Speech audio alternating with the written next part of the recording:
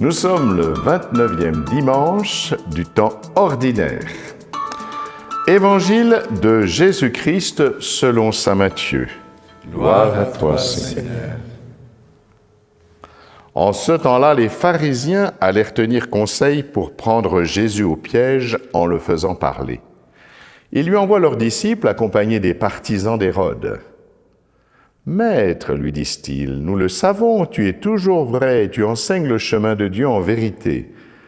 Tu ne te laisses influencer par personne, car ce n'est pas selon l'apparence que tu considères les gens. Alors, donne-nous ton avis. Est-il permis, oui ou non, de payer l'impôt à César, l'empereur ?» Connaissant leur perversité, Jésus dit : « Hypocrites, pourquoi voulez-vous me mettre à l'épreuve ? Montrez-moi la monnaie de l'impôt. » Ils lui présentèrent une pièce d'un denier. Il leur dit : « Cette effigie et cette inscription, de qui sont-elles ? » Ils répondirent : « De César. » Alors il leur dit : « Rendez donc à César ce qui est à César, et à Dieu ce qui est à Dieu. » Acclamons la parole de Dieu. Louange à toi, Seigneur Jésus. Rendez à César ce qui est à César, et à Dieu ce qui est à Dieu. Ah, cette phrase du Christ a traversé l'histoire.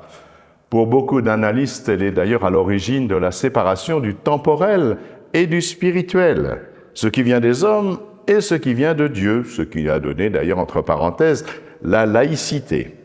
Bien, les affaires publiques, la chose privée, on sait comment on nous enseigne aujourd'hui cette laïcité. Ne mélangeons pas les genres. Mais l'histoire nous enseigne que ce n'est pas si simple. Eh oui, des gouvernants et des rois ont voulu se mêler des affaires de l'Église. Oui, dès le commencement, quasiment Constantin. Constantin qui s'était converti au christianisme. Il est quand même venu au concile de Nicée en 325, le grand concile qui nous a donné le fameux credo que nous récitons, le grand credo. Et oui, et quelque part, il y a mis un peu son grain de sel.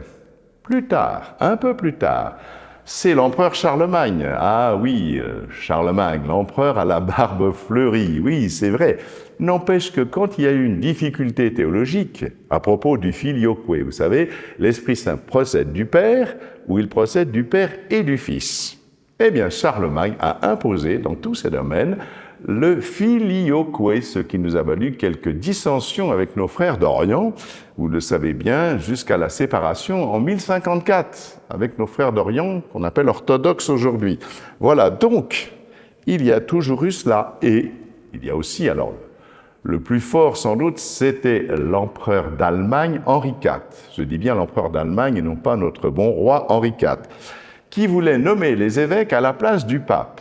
Tout ça a abouti à des choses extrêmement difficiles. Mais à contrario, il faut bien le reconnaître, des papes et des évêques se sont mêlés aussi de gouverner des affaires publiques et peut-être même des États. Donc vous voyez que ce n'est pas si simple. Alors revenons aux traditions que nous a enseignées l'Église dès le départ.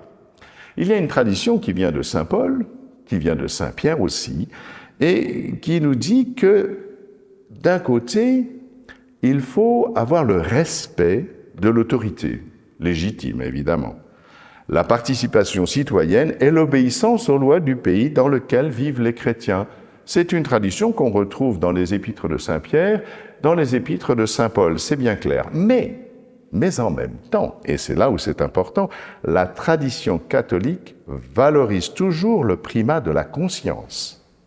C'est ainsi que saint Pierre dit justement, quand il est dans une situation délicate, « Il vaut mieux obéir à Dieu plutôt qu'aux hommes. » Il vaut mieux obéir à Dieu plutôt qu'aux hommes.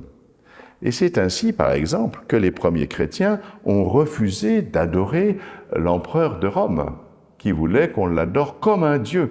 Ça, c'était pas possible. On n'adore que Dieu. Ça leur a valu, vous le savez bien d'ailleurs, une persécution absolument terrible. À chaque fois, le chrétien est soumis entre le respect de la chose publique, quand elle est honorable, ou bien aussi le respect de sa conscience qui est éclairée par le Seigneur lui-même et par la parole de Dieu. Voilà ce qui est important de comprendre. Aujourd'hui, bien, nous sommes peut-être des fois dans des situations identiques. Est-ce que nous faisons valoir notre droit à l'objection de conscience quand nous sommes devant un problème difficile? Vous savez que les médecins, par exemple, ont droit à l'objection de conscience. Si on leur retire, c'est très grave. Parce qu'on sait que l'objection de conscience, ce n'est pas seulement un droit, c'est aujourd'hui, figurez-vous, un devoir, oui. Parce que le deuxième procès de Nuremberg, qui concernait les médecins nazis, vous le savez, peut-être, eh bien, les médecins nazis disent, mais nous, on a obéi aux ordres de l'autorité, et nous avons fait des choses, effectivement, que réprouvait notre conscience, mais nous avons obéi. Eh bien, ils ont été condamnés parce que, justement, ils n'ont pas fait valoir leur objection de conscience, leur droit à la conscience, puisqu'ils s'étaient rendus compte que ce qu'ils faisaient était inadéquat. Et donc, maintenant, l'objection de conscience n'est plus seulement un droit, mais un devoir. Frères et sœurs, rappelons-nous toujours cela quand on nous oblige à faire des choses qui vont contre notre conscience. Que penser? Eh bien, comment penser justement l'autorité? Comment penser qu'elle est légitime? Jésus nous donne un petit signe. Vous rappelez-vous? Quand il était devant Pilate, Pilate, lui, évidemment, il pense qu'il a le droit de vie et de mort sur Jésus. En fait, il se trompe. Il a simplement le droit de mort, comme la plupart des gens qui ont le pouvoir. Ils n'ont pas le pouvoir de donner la vie. C'est Dieu seul qui donne la vie. Et donc, voilà, il dit ça, que ne sais-tu pas que j'ai le pouvoir de te faire mourir ou de te laisser en vie? Et Jésus lui répond ceci, « Tu n'aurais aucun pouvoir sur moi s'il ne t'était donné d'en haut. Tu n'aurais aucun pouvoir sur moi s'il ne t'était donné d'en haut. » Eh bien, vous voyez, c'est cela dont il s'agit. Ce que l'Église appelle d'un nom un peu barbare, le principe de subsidiarité. Si Dieu permet à un homme de gouverner, eh bien, c'est parce que Dieu a un projet et que cet homme, qu'il le sache ou qu'il ne le sache pas, entre dans les projets de Dieu. Par exemple, le roi perse Cyrus, qui va libérer le peuple de l'exode de Babylone, de l'exil de Babylone, pardon.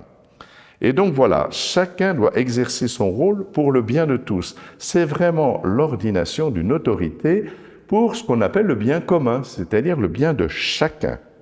En revanche, si le gouvernant outrepasse sa fonction et contrevient au bien commun, ces décisions deviennent invalides.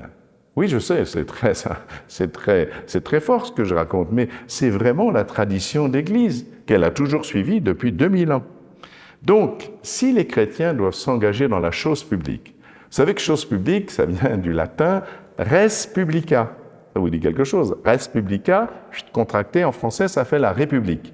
La République, c'est la chose publique, le bien commun. Nous nous mettons au service du bien de tous.